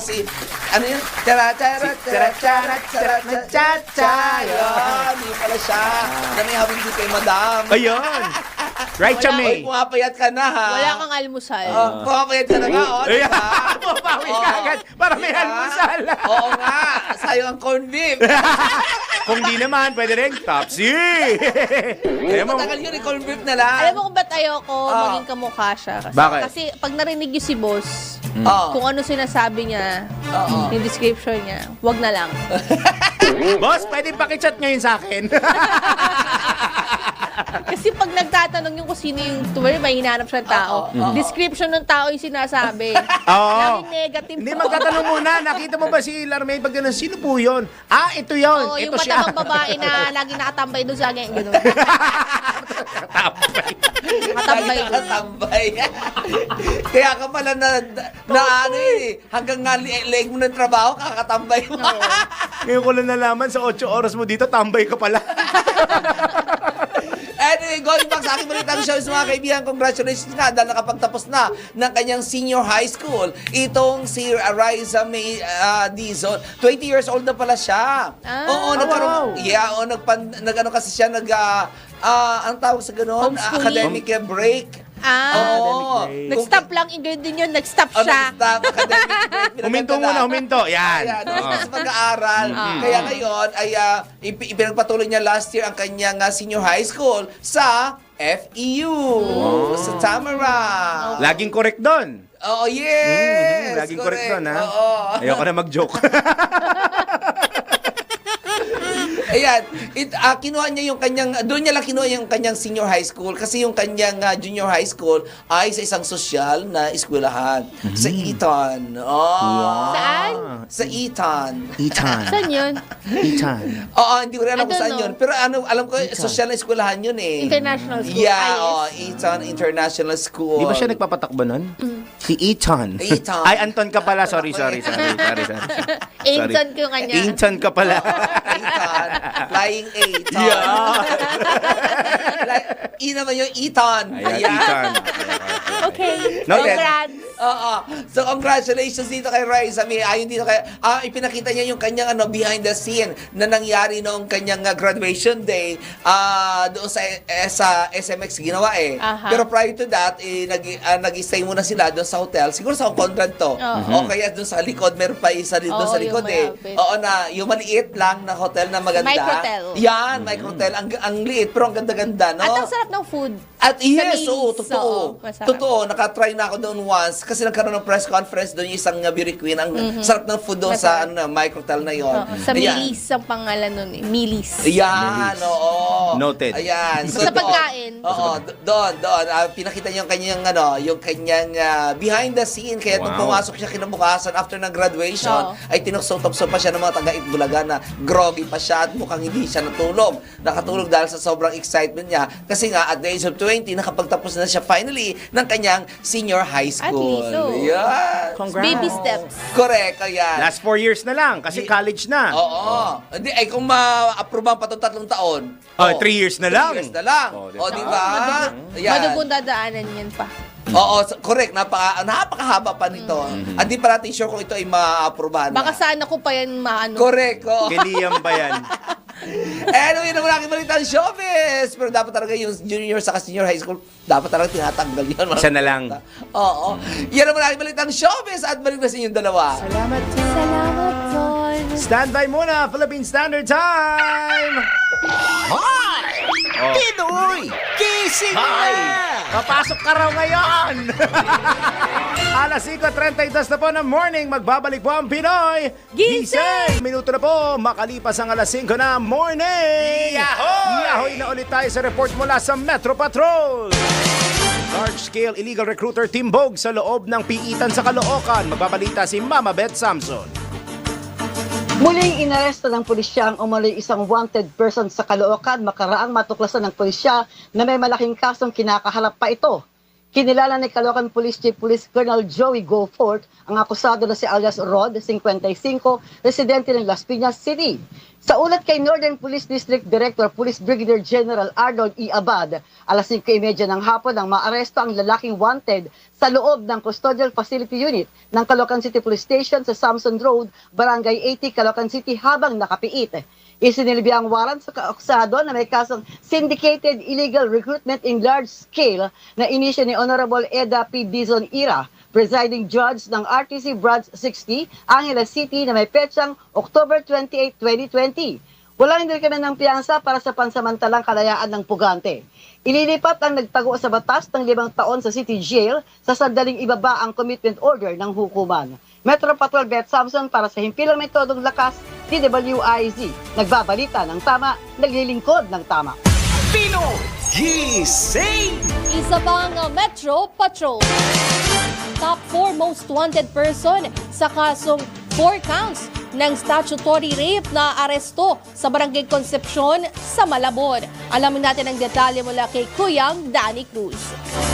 Sa pinagsanib na laban sa kriminalidad, naaresto sa pinagsanib na puwersa ng Northern Police District at Malabon Police sa direktiba ni Police Colonel Alan Umipig ang top 4 most wanted persons sa Malabon. Nasa kote ang wanted sa manhunt operation sa bisa ng warrant of arrest na inilabas ni Honorable Judge Abigail Santos Domingo ng Family Court Branch 4 na may petsang June 18, 2025. Nakilala ang naarestong akusado na si alias Iris, 20 taong gulang, isang call center agent. Residente ito ng Barangay Concepcion sa lungsod ng Malabon. Ang suspect ay inireklamo sa paglabag sa 4 counts ng statutory rape. Batay sa police ng warrant section na nagsagawa ng pag-aresto, ilang araw na nilang minanmanan ang suspect at nang matukoy ang lokasyon nito at matsyempohan sa lugar, agad ditong inaresto. Matapos basahan ng mandamiento de aresto, dinala ang akusado sa ospital ng Malabon para sa medical examination at inilagay sa kustodiya ng Malabon City Police Station. Mula sa lungsod ng Malabon, Metro Patrol Danny Cruz, nagulat sa himpilang may todong lakas. DWIC, nagbabalita ng tama, naglilingkod ng tama. Gising! Ikot pa rin tayo ng Kamanava. Navotas LGU, binalangkas ang Family Focus Agenda sa pagbubukas ng 13th Navotas City Council. Nagbabalik si Mama Beth Samson. Binigyan diin ng pamalang Navotas ang kahalagahan ng family-centered approach sa final session ng 12 Sangguniang Panglungsod at pagbubukas ng session sa 13th City Council. Prioridad ng programa ni Mayor John Ray Chanco ang pagpapalakas ng kalungsugan sa pamamagitan ng konsulta program at tinikayat ang mga Navoteños na i-adopt ang health-seeking na kaugalian sa araw-araw. Sa pangkabuhayan, idiniin ito ang kahalagahan ng technological advancement na palawakin ng mga training programs at artificial intelligence. Sa edukasyon naman, sinabi ng alkalde na kapag malalim ang pundasyon sa edukasyon, matibay ang desisyon sa sarili, pamilya at komunidad. Sinabi naman ng alkalde na sa safety at disaster preparedness, binanggit ang ginagampanan ng city-wide trainings at sistema tulad ng CCTV, text JRT at 911 para sa peace and order at ang long-term flood control solutions. Dagdag pa na sa pabahay, di lang ito tungkol sa bagong bahay, kundi sa pagbibigay ng bagong buhay. Metro Patrol Beth Samson para sa himpilang metodong lakas, DWIZ. Nagbabalita ng tama, naglilingkod ng tama. Gising! Ngayon naman, ronda tayo sa probinsya. 7 katao timbog sa iligal na pagsusugal sa bayan ng Piat, Cagayan. Magbabalita si Kuyang Ronald Idol Domingo. Idol na imbaga-bigat. Naimbaga-bigat, timbog ang 7 individual sa isang anti-illegal gambling operation na isinagawa ng pinagsanib na pwersa ng mga otoridad sa public market ng Barangay Poblasyon 2, Piat, Cagayan. Ayon sa ulat, naaktuhan ang mga sospek habang papatakbo at nangangasiwa ng sugal na drop ball o ping-pong, isang uri ng illegal na sugal na nagresulta sa kanilang agarang pagkaresto. Na-recover mula sa mga sospek ang mga sumusunod na ebidensya. 20 piraso ng ping-pong balls, 6 na trays, 2 mesa ng ping-pong, 4 na stainless con ping-pong rings at halagang 15,483 pesos sa iba't ibang denominasyon na pinaniwalaang galing sa pustahan. Ang operasyon ay isinagawa ng pinagsanib na pwersa ng Cagayan Provincial Intelligence Unit, Provincial Drug Enforcement Unit, CIDG Cagayan, 4th Mobile Force Platoon ng 1st Cagayan Provincial Mobile Force Company at Piat Police Station. Ayon sa ulat ng investigador, sinagawa ang inventaryo ng mga nakumpiskang ebidensya sa mismong lugar ng insidente sa harap ng mga sospek. Ito ang Ronda Patrol, Ronald Idol Domingo, nagulat pagsimpilang may tudong lakas, DWIZ. Natabalita ng tama, naglilingkod ng tama. Gising! Mula Ilocos Norte, baba tayo ng bahagya sa Bataan. 5 wanted persons sabay-sabay na naaresto ng Bataan PNP sa loob lamang ng isang araw. Magbabalita si Kuyang June Bringula. Kuyang June, magandang umaga. Kagandang morning. Sa loob lamang ng isang araw, sabay-sabay na naaresto ng tropa ng Bataan PNP ang 5 wanted persons sa magkakahiwalay na lugar dito. Bata ito sa report na ipinilabas nitong si Colonel Martes Salvadora, Bataan PNP Provincial Director. 3 sa mga naaresto ay mula sa Barangay Poblasyon sa bayan ng Maribeles. Isa naman ay nahuli sa Barangay Panilaw sa bayan ng Pilar, habang ang isa ay nadakip naman sa Balagtas Street sa Barangay Kataning sa lungsod ng Balanga. Ayon dito kay Colonel Salvadora, ang pagkakahuli sa 5 wanted persons na nasasangkot sa iba't ibang kaso ay bahagi pa rin ng kanilang mahigpit na kampanya laban sa mga pinaghahanap ng batas. June Bringula para sa Imperial Methodulax, DWIC, nagbabalita ng tama, nagilingkod ng tama. Gising! Balik tayo sa Ronda Probinsya. Cagayano Cups nakiisa sa nationwide kick-off ng ika-30 anibersaryo ng Police Community Relations Month. Alamin natin ang detalye mula kay Kuyang Ronald Idol Domingo. Nakiisa ang pagkapisan ng Cagayan Police Provincial Office sa pangunguna ni Provincial Director Police Colonel Mardito Anguluan sa pambansang kick-off ceremony ng ika-30 Police Community Relations Month na isinagawa kahapon. Tema ng selebrasyon ngayong taon ang sa bagong Pilipinas, ang gusto ng pulis, ligtas ka. na layunin na paigtingin ang ugnayan ng kapulisan at komunidad tungo sa isang mas ligtas at maunlad na bansa. Kabilang sa mga tampok sa pambansang programa ang sabayang panunumpa ng mga miyembro ng PNP Women's Support Network Project Team, ang opisyal na paglulunsad ng patruller, IT-based Quick Look Guide app at pagpapakita ng mga kampay ng PCR sa pamagitan ng isang audiovisual presentation. Si Police General Nicolas Vitore III, Chief PNP, ay kinatawan ni Police Lieutenant General Jose Melencio Silalpates Jr. na nagbahagi ng mensahe mula sa CPNP. Binanggit niya ang kahalagahan ng mas matibay na relasyon sa komunidad bilang susi sa pagharap sa mga hamon sa lipunan. Hinikayat din niya ang bawat pulis na tuparin ang ng may tapang, integridad at taus-pusang paglilingkod kasabay ng pagtalima sa direktiba ukol sa 5 minutes response time. Samantala, nagsagawa rin ng sariling kick-off ceremony ang Cagayan Provincial Police Office kung saan nagsilbing pangunahing tagapagsilita si Police Colonel Ann Gulwan. Ito ang Ronda Patrol. Ronald Aindol Domingo, nag-uulat pasimpilang may tudong lakas, DWIZ. Nagbabalita ng tama, naglilingkod ng tama. Pinoy Gising! Mula norte, baba tayo ng Calabarzon. Paliwat ka ng inaugural address ng mga LGU officials sa Laguna, idinaos. Report mula kay Kuyang Arman Cambe.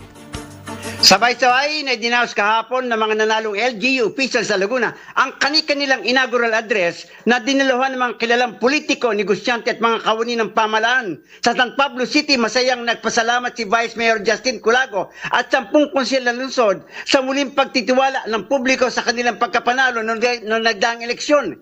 Gayon din si Mayor Benjo Agrao ng Santa Cruz, Laguna, kung saan hinimok niya ang mga mamamayan na isang tabi ng politika at magkaisa para sa ikagiginhawa at ikilalago ng bayan ng Santa Cruz. Nagsagawa din ng inaugural address sa mga bayan ng Kalawan, Laguna at ng pagsanaan mula sa liderato ni ER Ejercito. Arman Cambe mula Calabarzon, nag-uulat pasimpila may todong lakas.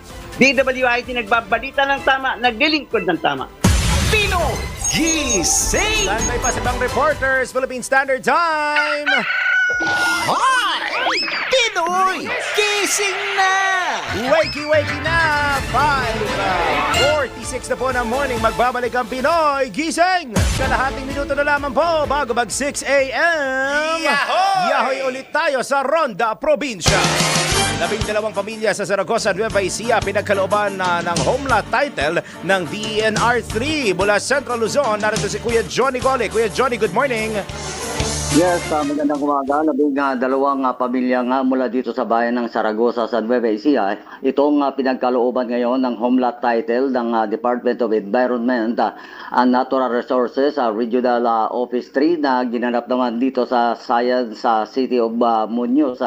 Ayon dito kay DENR Region 3 Executive Director Rap Pablo, ang nasabing pagbibigay ng titulo para sa bahay o itong kinatitireka na bahay nitong mga nasabing benepisyaryo ay bahagi umano ng kanilang handog titulo program ng DENR. Bawat isang titulo ay may sukat na 600 square meters na dumaan sa mahigpit na proseso mula sa Community Environment and Natural Resources o CENRO na sumasaklaw naman dito sa nasabing lugar. Bukod dito, sinabi ni Director Pablo, ang programa ay upang palakasin at patatagin ang kalalagayan nitong mga komunidad at upang lalong umangat ang kanilang kabuhayan, gayon din ang pangangalaga sa kapaligiran. Ayon pa sa opisyal na nais nilang mapabilis ang proseso sa lahat ng mga tenants o itong mga residential patents upang agad na maipamahagi na sa mga benepisyaryo ang nasabing mga titulo ng kanilang lupain, partikular na nga itong bahay na kanilang kinatitirikan.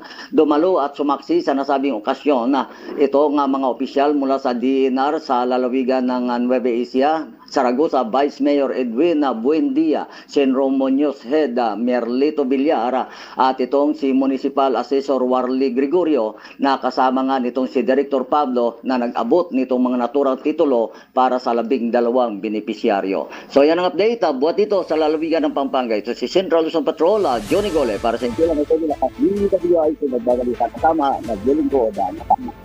Pinoy Gising! Ayan na, mahigit 1 milyon ang halaga ng tanim na marijuana na diskubre sa Kalinga at Benguet. Nako, kailan susunugin? Joke lang. Alamin natin ang detalye wala kay Ronald Idol Domingo. Nagtagumpay ang itinagawang marijuana eradication operations ng mga kapulisan ng Police Office Cordillera Administrative Region matapos matuklasan ang nasa 1,090,000 pesos na halaga na tanim na marijuana sa lalawigan ng Kalinga at Benguet. Sa Kalinga, 2 plantasyon ng natamnan ng 500 fully grown marijuana plants na may standardized price na 1 million ang nadiskubre ng mga operatiba ng Provincial Drug Enforcement Unit at Provincial Intelligence Unit ng Kalinga Police Provincial Office, Tinglayan Municipal Police Station at Philippine Drug Enforcement Agency at Kalinga sa Barangay Lukong, Tiglayan. Samantala sa Benguet ay isang plantasyon ng 450 fully grown marijuana na may kabuang standard price na 90,000 na pesos ang tagpuan ng magkasanib persa ng Bacon MPS, PIDEO at IPO ng Benguet Provincial Police Office, Regional Intelligence Division ng PROCAR, Regional Intelligence Unit 14 at PIDEA-CAR sa Barangay Kayapa, Bacon. Lahat naman na diskubreng tanim na marijuana ay agad na binonot at sinolog ng mga operatiba matapos ang kaukulang dokumentasyon. Patuloy naman ang isinasagawang investigasyon upang tukoy ang iba pang posibleng taniman ng mga marijuana sa mga karatig lugar, gayon din ang mga sikalikod ng pagtatanim nito. Ito ang Ronda Patrol, Ronald Idol Domingo, nag-uulat para simpilang may tutong lakas, DWIZ. Nagbabalita ng tama, naglilingkod ng tama. Pinoy Gising! Baba ulit tayo ng Calabarzon! Isa sa pinakamahabang tulay sa Batangas, binuksan na sa motorista ayon sa DPWH. Nagbabalik si Arman Cambe. Binuksan na ng DPWH Region 4 Office sa mga motorista ang isa sa pinakamahaba at pinakamataas na tulay sa Batangas, ang Katandala Bridge sa Ibaan, Batangas. Ang tulay ay pinasinean kahapon ng DPWH Sport District Engineering Team sa pangunan ni District Engineer Juan Panganiban, Congresswoman Lianda Bolilla at Ibaan Mayor Edralyn Salbame. Ayon kay DPWH Region 4 Director Engineer Jobel Mendoza, ang tulay ang tutugon sa mabilis ng transportasyon ng mga motorista, commuters, lalo higit sa mga mamamayan ng Ibaan at mga karatig bayan. Idinagdag pa ni Director Mendoza na sa pagbubukas ng tulay, nakasisiguro ang paglago ng turismo sa naturang bayan. Arman Cambe mula Calabarzon, nag-uulat para sa Pinamay Todo Lakas, DWI, nagbabalita ng tama, naglilingkod ng tama. Pinoy Gising! Sa mundo ng palakasan, ang latest malalaman sa DWIZ Sports News. Alas Pilipinas Women pasok na sa quarterfinals ng 2025 VTV International Women's Volleyball Cup. Live na magre-report si Boss Ian Articona. Good morning, Ian! Good morning, Daryl, Maine at Anton. Narito na ang aking latest sports update. Pasok na ang Alas Pilipinas Women sa quarterfinals ng VTV International Women's Volleyball Cup. Ito ay matapos makuha ng Alas ang ikalawang magkasunod na panalo nito matapos talunin ng Australia sa score na 25-13, 25-15, 25-20. Dahil dito nagtapos sa ikalawang pwesto ang kupunan sa Pool A kung saan may 2 wins at 1 loss ito. Nakatakda namang harapin ng Alas bukas, July 3, ang ESC Kola ng Thailand para sa unang laban nito sa quarterfinals. At yan ang aking sports news. Ian Artico na nagbabalita ng tama, naglilingkod ng tama. Pinoy Gising! Showbiz! Ating showbiz! Sa ating showbiz, Matet De Leon napaiyak daw sa kanyang habang nagla-live selling sa TikTok. Alamin natin ang detalye mula kay Anton. Mga latest na pinag-uusapan, mga latest na pinagchichismisan. Pinoy Gising! Showbiz Spotted! Hey!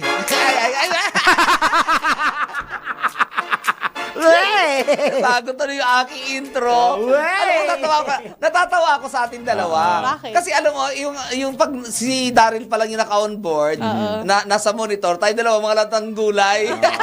Bigyan ko kayo ng preview. Ganito. Tapos magsasalita na Minanuboy.